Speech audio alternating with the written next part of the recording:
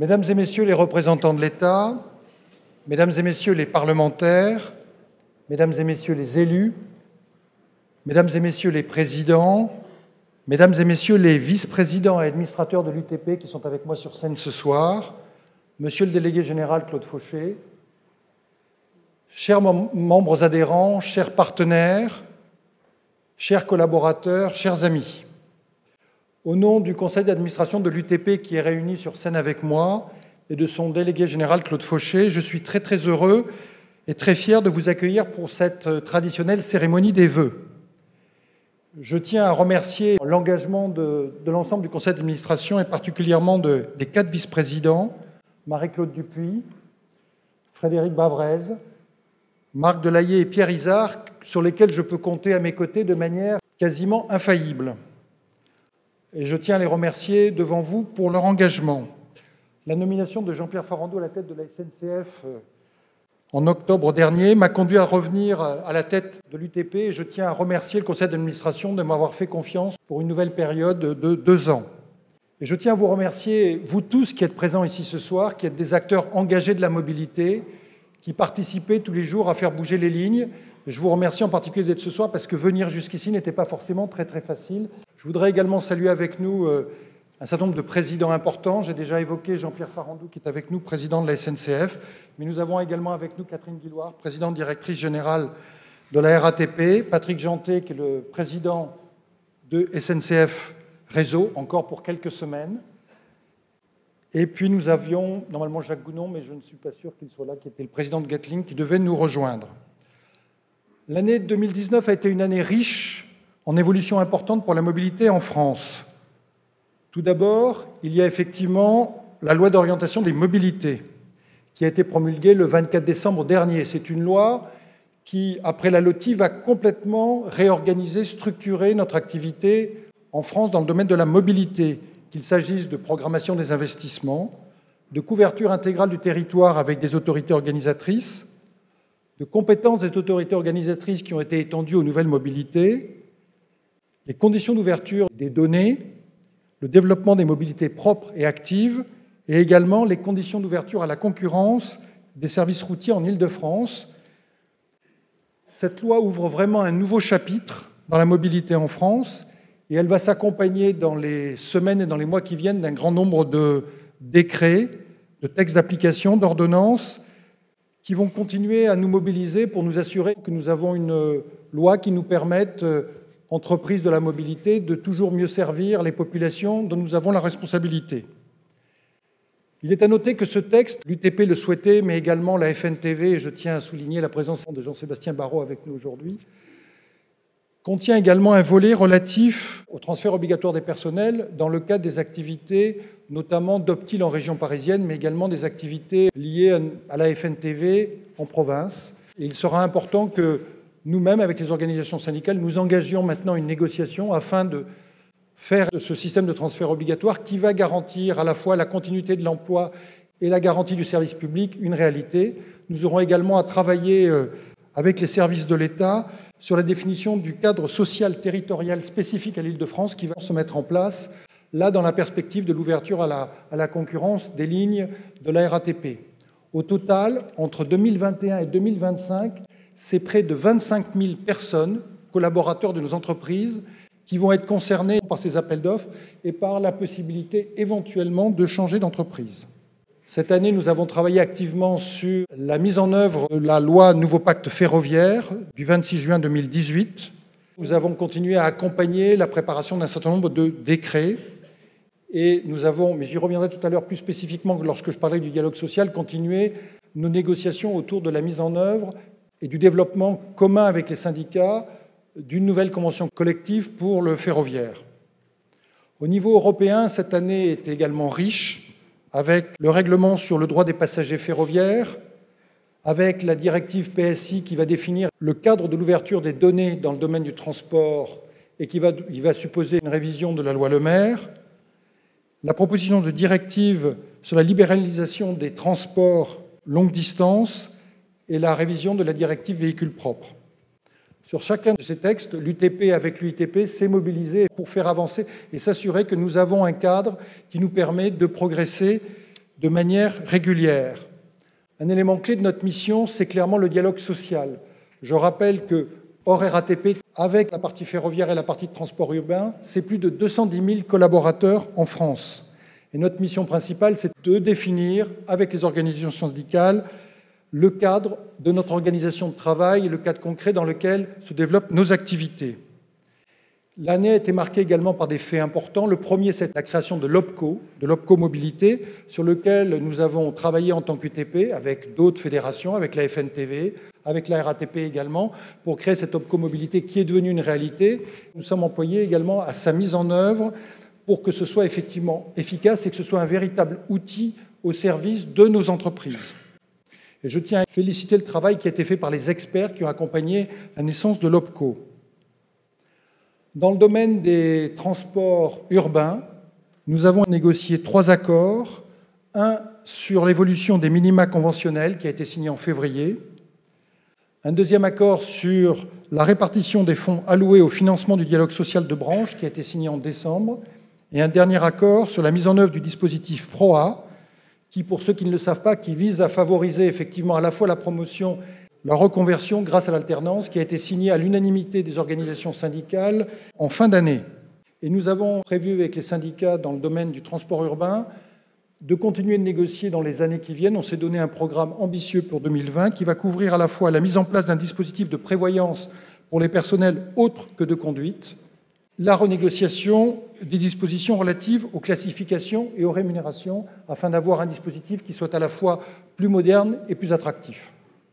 Une partie importante des négociations a bien entendu porté également sur la poursuite de la création de la future convention collective ou de la convention collective pour les activités du ferroviaire. Et cette année, nous avons travaillé sur un certain nombre d'axes et nous avons signé certains accords. Le premier accord qui a été signé, c'est un accord relatif à la transformation de la commission mixte paritaire en commission paritaire permanente de négociation et d'interprétation. Et nous avons également beaucoup travaillé, et c'était l'objectif de cette année, et ce n'était pas un objectif simple, de travailler sur le volet classification et rémunération de l'accord de la convention collective. C'est un des piliers majeurs puisque c'est quelque part ce qui va déterminer le socle sur lequel toutes nos entreprises vont pouvoir bâtir demain leur organisation propre en fonction de leurs activités, qu'il s'agisse d'entreprises de fret, d'entreprises de transport de passagers, d'entreprises nationales, d'entreprises locales. Cet élément de base était un élément essentiel et nous voulions bâtir une convention collective qui soit de haut niveau, qui assure à la fois l'attractivité du secteur et la sécurité. Et nous avons d'ailleurs transmis un accord qui a été proposé aux organisations syndicales le 17 décembre. On peut tous être collectivement, entre organisations syndicales avec lesquelles nous avons travaillé sur ce projet et organisations patronales, entreprises, être fiers de ce à quoi nous sommes arrivés. Je pense que c'est un bon accord. Et je peux vous dire que je compte personnellement sur la capacité d'engagement des syndicats qui sont en face de nous et qui auront approuvé cet accord que nous avons mis sur la table, malgré la situation difficile que connaît notre secteur actuellement. Il nous restera, une fois cet accord, je l'espère, approuvé, à négocier les volets droit syndical et le volet prévoyance, ainsi que nous atteler à la négociation des garanties sociales, autres que celles qui sont prévues par la loi, qui est effectivement une partie qui était prévue dans la loi Nouveau Pacte ferroviaire.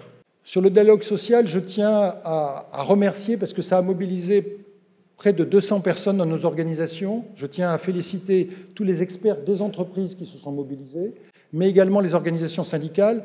Les réunions, c'était souvent un rythme d'une réunion par semaine, voire parfois plusieurs réunions par semaine, pour arriver à aboutir à des accords qui me paraissent effectivement satisfaisants.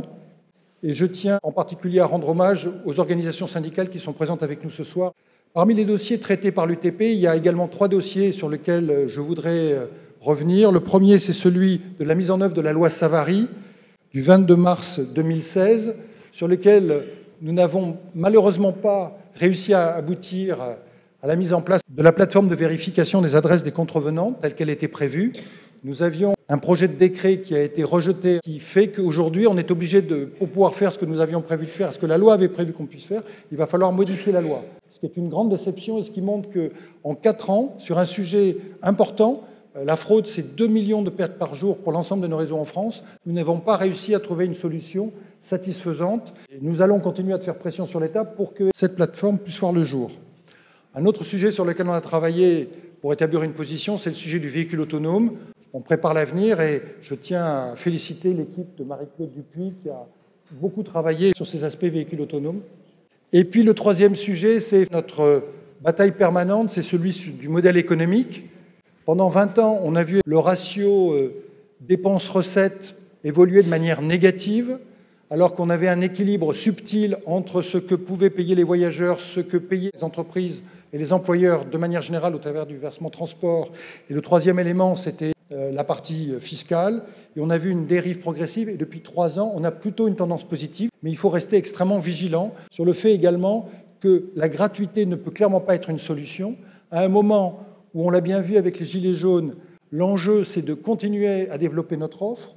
L'enjeu, c'est d'attirer encore plus de passagers et de faire du transfert modal grâce à une offre de qualité. Ça veut dire plus de moyens. Et donc, on a besoin que la totalité, je dirais, des voyageurs qui peuvent payer, quitte à réserver la gratuité aux catégories qui ne peuvent pas se payer les transports publics. Nous travaillons évidemment toujours dans un cercle large. Nous travaillons toujours étroitement avec le GART. Et je tiens à féliciter le travail qui a été fait pour l'organisation des rencontres du transport public qui sont tenues à Nantes, qui ont été un grand succès. Et je vous donne d'ailleurs rendez-vous, puisque nous avons un événement important en 2020, qui sera le European Mobility Expo 2020, qui est le nouveau nom de notre Salon européen de la mobilité, qui va se tenir à Paris du 23 au 25 juin prochain. Nous allons de nouveau avec le GART, avec TDIE, avec la FNTV, avec Régions de France et avec la FNOT, continuer l'action que nous avions lancée avant les élections présidentielles avec les États généraux de la mobilité durable, afin d'organiser dans la deuxième partie de l'année 2020 une tournée des régions, afin de faire un point sur l'avancement de ce qui a été fait depuis les élections présidentielles, sur la mise en place des nouvelles lois, afin de préparer les nouvelles échéances électorales, qu'il s'agisse des régionales ou des prochaines présidentielles.